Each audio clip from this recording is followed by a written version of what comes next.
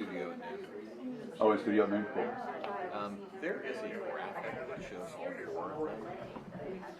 I'm sorry, what? There's a graphic that shows all four of them in one of the past stories, all four suspects. It's in-house? It's in one of the past packages. Okay. Look for one like that.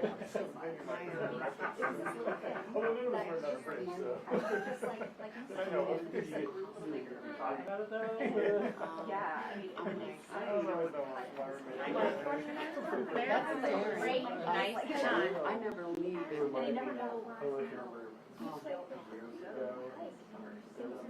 That's what he did. He hiked all over. Terry, you're welcome. He was fine.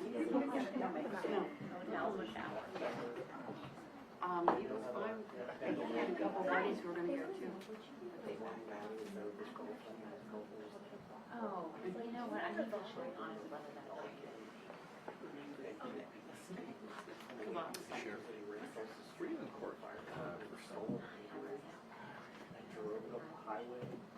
Do you have a question about it? Yeah. So,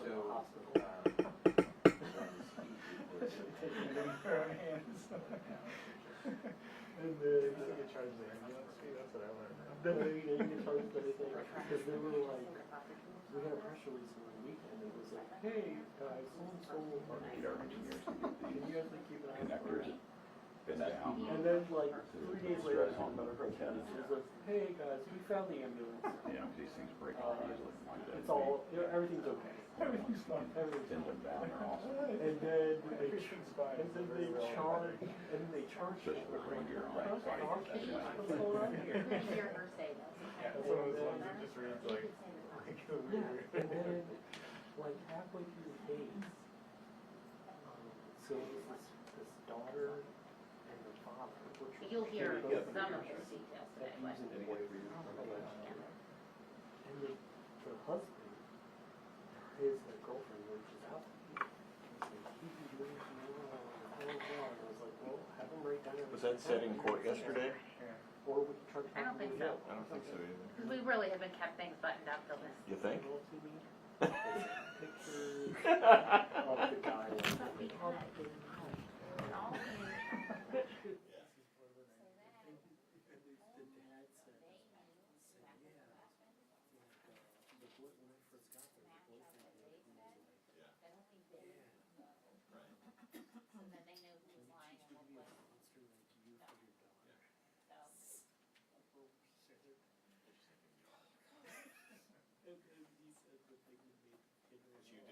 You did it for so many years.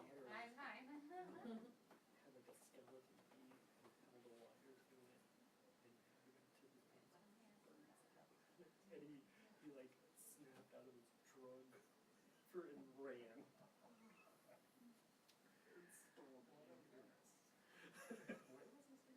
Warren County.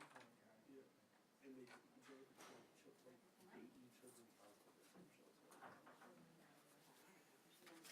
Hey, good morning, everybody. Thanks so much for coming. It's a happy Friday for a lot of people. Really appreciate you coming today. Look, today we're here to discuss the conclusion of the arson case that caused $11 million in damage to the Daniel Carter Beard Bridge. And of course, it was more than just damage to the bridge. A lot of people were inconvenienced. Commuters trying to get to and from work, people trying to go out for the evening or to get some recreation, businesses along the path and near the bridge who lost a lot of customers because of the closure of the bridge for all those months.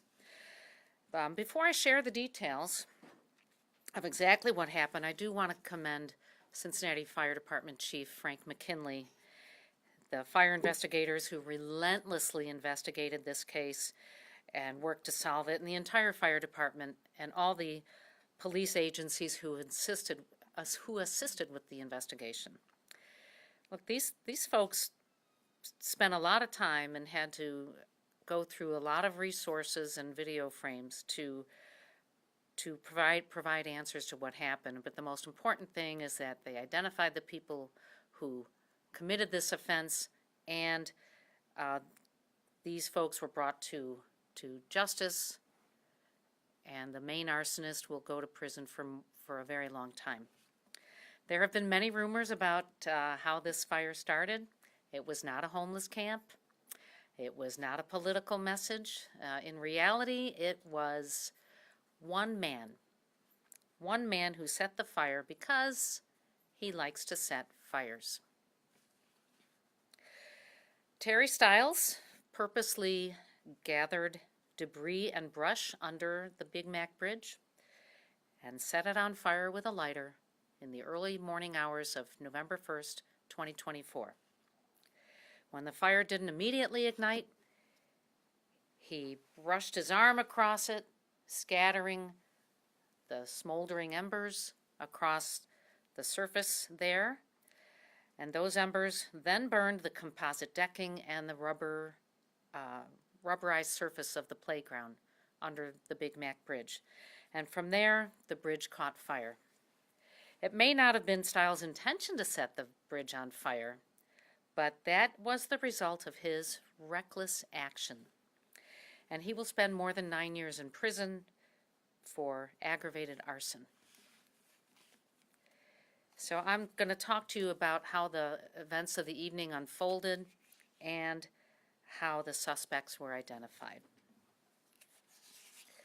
This is a photo of the 1,000 Hands playground right underneath the Big Mac Bridge. This obviously is post-fire. This is the charred remains. And you can also see the bridge right above them. You can see just visually the structural damage. Of course, engineers found things that we couldn't see from our viewpoint. The fire at the playground was extinguished relatively quickly, but the bridge itself, that took quite a while to take care of. The fire could be seen for miles. It's very, very bright here, and it's a miracle that nobody driving over the bridge was injured. We do know that at least one car turned around and went north on the southbound lane into oncoming traffic because he didn't want to drive through the flames, which we can all understand for sure. And we learned this with, we also have a side view on the right and an aerial view of the fire on the left. And these were taken largely from local surveillance videos. There's still shots of the active video. But the surveillance videos detected more than just the flames. And this is where it gets very interesting. This is where the Cincinnati Fire Department just did old-fashioned gumshoe sleuthing to figure out who set the fire. They began, of course, by surveying the area, and that's when they were able to detect a green van on the parking area at Sawyer Point. They did track it, eventually driving south on Reading Road, turning down Eggleston Avenue, and getting to Sawyer Point at 12:11 a.m. on November 1st. There were 3 adults in the car: Terry Stiles, Zachary Stumpf, and Caitlin Hall. They were driving around looking for scooters to steal. And investigators relied on not just the video surveillance cameras, but other cameras, other agencies, interviews, phone records, license plate data, lots of sources to put this case together. They drove around Sawyer Point, as you can see, and went over to the east end, past the boathouse, came back, left Sawyer Point, going up Eggleston, turning right on Central Parkway, doing a U-turn near the casino, and coming back down towards Sawyer Point just before 2 a.m. The van enters Sawyer Point for the second time, at 1:56 a.m. And this photo shows a green van with its headlights on at the corner, the intersection of Eggleston and Pete Rose Way. And in the background, you can see the Sawyer Point building for reference. They parked on the east side of the parking lot, past the boathouse, and in this photo, we have the arrow points to where the van is detected. You can see the pickleball courts. You can see to the left the walk along the riverfront park, and we know the river is to our left in this photo. We also know that they walked. Caitlin Hall stayed in the car with her 3 children, and Stumpf and Stiles got out and took a walk around the park for about an hour. They arrived at the playground at 2:38 a.m., or they're seen getting close to the playground at 2:38 a.m. in this video, this photo. And we see them behind the playground at 2:40 a.m. And then we know that Stiles gathered debris and brush, like I said earlier, used his lighter to light the fire, but it didn't immediately light, and so he just brushed it away with a sweep of his arm, scattering the apparently smoldering embers across the area. And at 2:57 a.m., you can see the first glow. I know it's hard to see. The first glow reflected off the structure of the bridge at 2:59 a.m. 2:57 a.m., whatever's written there. We detect Stumpf and Stiles outside of the playground at 2:59 a.m. The van exits Sawyer Point at 3:05 a.m., but it has its headlights off this time. And not long after, at 3:13 a.m., the surveillance camera detects the flames rising above the 8-foot-tall fence surrounding the playground at that time. And really, in just those few minutes, even though it was not a condensely built fire, and had been spread out, it rose that high in just those few minutes. What time did the van leave?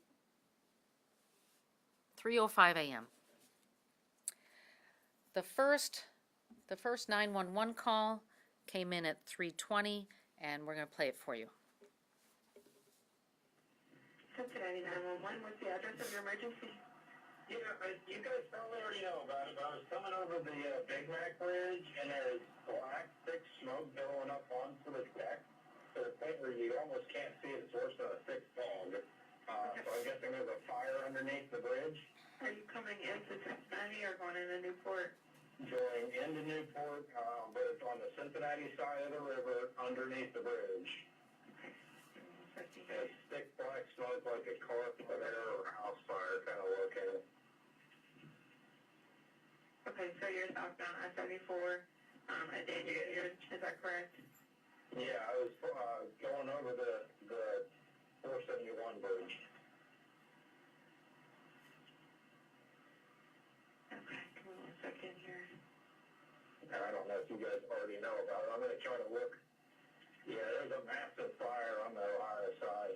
I'm looking at it from the Kentucky side now. All right. It's like roaring fire under the bridge. Okay. Oh, I've never seen anything like that in my life, but that is. Okay. You're going to probably want to send more than one fire department out. It's nasty. Okay, and there's a fire there, is that correct? It's as tall as it's hitting the bottom of the bridge from the surface street. All right. It's at least 20-foot flames. Okay. All right, it sounds like we have a few calls in about this. I'll go ahead and get this to know. Okay? All right, thank you. Bye-bye. Okay. He was over in Kentucky and could see it was a massive fire. It really, and we all have seen the photos close to the time of the event. It was huge. But while we know there was a fire and we got reports, we know there was a van, we had to figure out who was in the van. And this is where the gumshoe sleuthing was pretty effective. There were hardly any cars on the road, on the city streets anyway, and this was a green van was all we saw, all that was seen at Sawyer Point. So it was clear to fire investigators that this van was carrying the suspects. So investigators used flock cameras from that night and other nights to get an idea of what the van looked like. We can see it here, but they could not read the license plate until one person looking at the video realized it was a paper temporary tag. So this gave them some help. So with the cooperation of the BMV and all these flock cameras, they learned that there were only 3 green vans with temporary tags on them in our area. And using flock cameras, they found all 6 of them. I hope I said that right. Yeah. There were 6, yeah. Sorry about my mistake. And 2 of them were visually matched to the suspect's van. One of them was registered to Caitlin Hall. Fire investigators went out to interview her, and they caught her in several lies. 4 suspects were arrested on December 10th with the help of several police agencies and the SWAT team. And here they are. We already mentioned Terry Stiles. He set the fire. He, along with everybody else here, pled guilty. Stiles, as I mentioned, charge of aggravated arson and 1 count of arson, will spend over 9 years in prison. Zachary Stumpf pled guilty to obstructing justice and was sentenced to drug treatment and probation. Caitlin Hall was convicted of obstructing official business, which is a second-degree misdemeanor, so much less serious, and sentenced to 1 year of community control and 300 hours of community service. But here's the 4th guy. Now, what's he doing there? We know there were 3 adults in the vehicle that night. James Hamilton. On December 10th, when police went to arrest Stumpf and Stiles, James Hamilton attempted to help them evade arrest. He was convicted of obstructing official business and sentenced to 90 days in jail with credit for time served. He incidentally is currently on probation for an unrelated drug charge. And look, before I conclude, I want to tell you what an incredible investigation this was. The Cincinnati Fire Department investigators were incredibly professional and diligent and tracked down this van out of all the hundreds of thousands of vehicles in our county. They found it. All the different agencies came together to help. I'd also like to thank the Hamilton County Police Association SWAT team, the Cincinnati Police Department, Reading Police, and the Woodlawn Drone team. And I'd like to conclude with an email that I got from our Assistant Prosecutor Robert Vick, who handled this case in court. And he writes, I would mention that Mr. Stumpf asked to speak to investigators and agreed to tell them what happened that night. Mr. Stumpf described how Mr. Stiles set the fire. It's not uncommon for co-defendants to point the finger at each other, but Mr. Stumpf's telling of what happened that night did match up to other evidence that had been gathered. When Mr. Stiles learned through discovery process that Stumpf had spoken with the Cincinnati fire investigators, Mr. Stumpf, through his counsel, asked to speak to them too. Mr. Stiles' in his interview, he tried to lay the blame on Mr. Stumpf. But his statements didn't make sense, nor did they match up with the evidence, the other evidence collected. After about an hour and 45 minutes, investigators told Stiles that his statement was untruthful. And at that point, Mr. Stiles just up and came out and said, I did it. Mr. Stiles spent the next 15 minutes confessing to the fire. He also admitted to starting fires for years because he likes fires. Fire investigators did such a wonderful job with the interview of Mr. Stiles that at the conclusion of the confession, Mr. Stiles told the investigators he loved them and thanked them for keeping Cincinnati safe from criminals. Apparently, Mr. Stiles did not recognize the irony of his statement. And now we'll take questions. So Connie, if Stiles admitted to a bunch of other fires, what's going to happen now with him? Well, he's going to prison for 9 years. I don't know if he told the investigators what other fires he set, but he did say he had been setting fires for years. That's all the information I have. So do you know whether the investigators are now going to go try and solve those cases? Nope, I have no information on that. Do we have any idea just how much brush and debris was needed to cause the fire to spread the way it did? Was it like a Yeah. small pile? I don't think the investigators told us that. I mean, we sat down with two of them and went through all of the work that they had done, including most of what you see here today. They didn't know. All they knew was from Stiles' statement. What was the evidence that linked Stiles to being the one that started the fire? You had mentioned that the evidence didn't support his claims. Well, first of all, we know that the fire was started. A fire was started, and we have the statement of Mr. Stumpf and Mr. Stiles.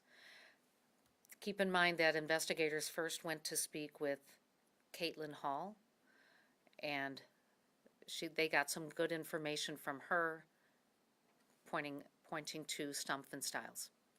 Why did Caitlin Hall stay behind? Her children were in the car. How many of them? 3. So the 3 of them went out with 3 kids in the car looking to steal scooters in the middle of the night? Yes. It was a Halloween thing, I guess. Were drugs a factor in any of this? I know that. We don't. I mean, we know that Stumpf is going for drug treatment. We know that he's got I think he's the one with the prior. But so somebody has a drug problem. I don't know. I can't tell you who. And it's not relevant to this case. And this might not be relevant either, but can you describe the relationship between all 4 of them? Like 3 of them have the same address, and was there So, they knew each other for a while? so I don't know how long they've known each other, but obviously Mr. Stiles is much older than these. Miss Hall is 23. She's got 3 children with Mr. Stiles, and yeah. Yeah. So clearly this would have just been an act of vandalism had that playground not been under the bridge. The city put the playground under the bridge. ODOT allowed that playground to be under the bridge for years. Isn't there some culpability here, criminally? Well, you got to keep in mind that the materials that were used in the playground are used in playgrounds everywhere, and fire personnel do walk up and down Sawyer Point for inspections on a routine basis. That's their jurisdiction, and there was no, to our knowledge, there's never been any report of any concern about it being a danger to self-combusting. So I think it's, in my opinion, without doing any legal research, this happens from time to time, and it's only because of a human interference, a human setting a fire, that the bridge was damaged. Cincinnati has such a unique history with bridges and them being closed down. Obviously, they're in charge, or obviously charged in this case, but is your office looking to do anything in the future to try to prevent this after seeing what a headache this caused? And like I said, Cincinnati's a very unique case of this, things happening like this. Well, that's not the role of this office. We're not an investigative agency. I don't represent the city of Cincinnati. So we really, until one of my clients, which would be countywide, asks for some legal assistance, we would not be doing that on our own. So Stumpf clearly flipped on Stiles, but under normal circumstances, if you have 2 people that are there in the commission of a crime, you would think that Stumpf would have been also charged with arson. Was it just a great plea deal for him? I think it was the appropriate plea for him, the appropriate charge. Look, the assistant prosecutor who handled this case has been focused on arson cases for decades. And I trust his knowledge and his recommendation. In the back. Do you know how, if an accelerant was used or what he used to start that fire? Was it just a lighter? Or? Just a lighter. But keep in mind that there was composite decking, which has petroleum in it.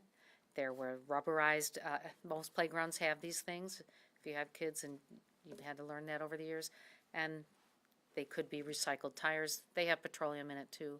And unfortunately, that's how it went up. All right, I think that's good, because that is the information that this office has, Yeah, which is yeah. a lot. And the fire investigators are not here to kind of help with further information, but this is what they have given us. Can I ask just one more question? Can you talk about why Stumpf had arson charges Initially. originally? Because it was before they found out who did what. All right, thank you, everybody. It's nice to put this one to bed, and appreciate your attention.